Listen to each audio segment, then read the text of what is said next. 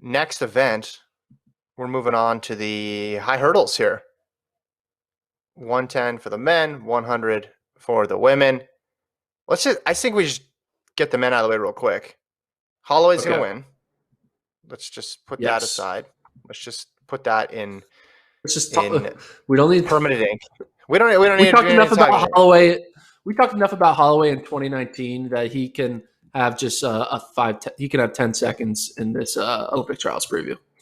Yes. Yeah, I've written 50,000 words about Grant Holloway. I don't need to say any more about Grant Holloway. You could just Google some of what I've written. And then I like Allen and Roberts for my other two spots. Okay. Have you... Devin Allen's been like sneaky solid this year. Devin Allen. Devin Allen has been sneaky solid. I agree with you. But you know who has not been sneaky solid? Daniel Roberts. Yeah. I agree. But it's like, who are you going to put in his place there? I guess who has been Robert Dunning. Robert Dunning. Okay. Robert Dunning almost missed the NCAA final. So he won the race, which is great, but he's shown vulnerability as well too. Like if you look at his marks, Daniel's he used to be like 13-0 or close to that, but like he started off his season with 13.29, but with a 5.5 wind. Then he was at 13.3 with a 2.2 wind, then 13.5. 13.39 with a 3 win, 13.3 with 1.4 win. So his PB is 13.20. His season best is 13.23 with 1.1, which is solid. But Dunning has just been consistently throwing down sub 13.30s. I just think Roberts, for some reason, I don't think has been as consistent. And I'm willing to go. I'm willing to zag while everyone else is zigging. And I think Robert Dunning deserves to make that team over Daniel Roberts, and I agree with you. Devin Allen is going to make it. So I'm going with Holloway, Allen, and Dunning. Mm-hmm. And who are you going with? I'm going Holloway, Allen, Roberts. I think racing against Grant is going to bring the best out of him. I mean, in the races that he's run against Grant this year, 13.3 in Miramar, and then he's run a 13.23 in Jacksonville. I think they're just going to rekindle some of that SEC stuff. He's going to stay close. I think he'll be ready when the time comes. The women's is unpredictable because you have the huge influx of collegians, and then you don't really know what to take from these pro performances. This is kind of similar to the 100 that you talked about. You look like farther down the list. You're like, oh, okay. There's a lot of 12.7s, 12.8s there. Kenny Harrison, I think, is a obvious choice here.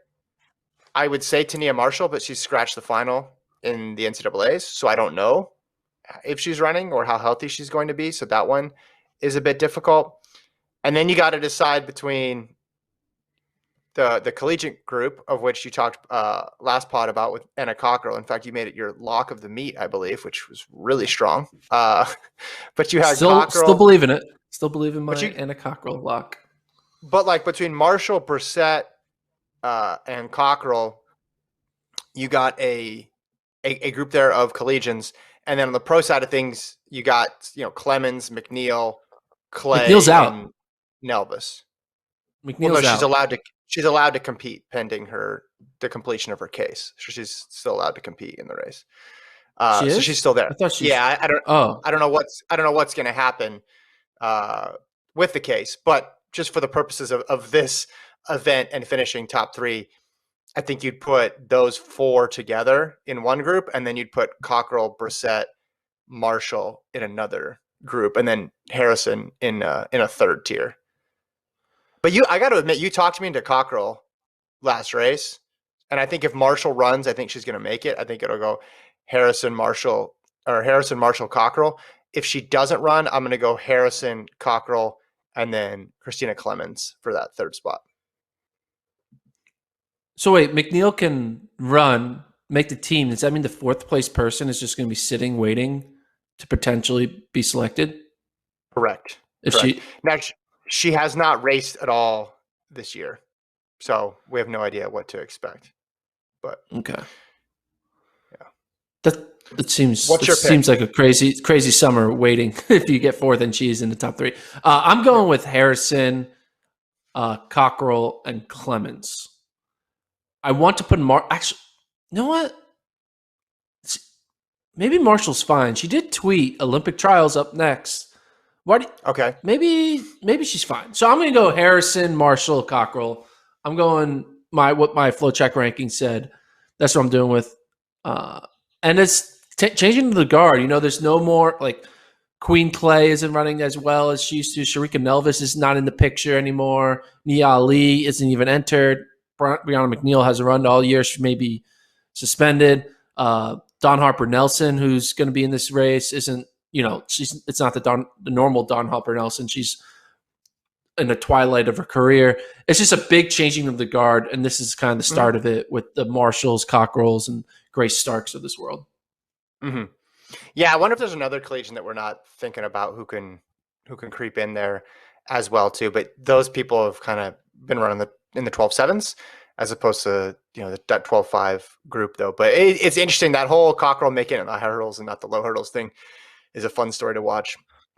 So what's your order? What's your order? So can I do two? No, I am not allowed to do two. No. So I have to guess whether or not Tania Marshall's doing it. I'm gonna go with this. I'm gonna go. Man, there's the tweet. Do I believe the tweet? That's interesting. How much weight do I put on the tweet? I'm gonna go Harrison,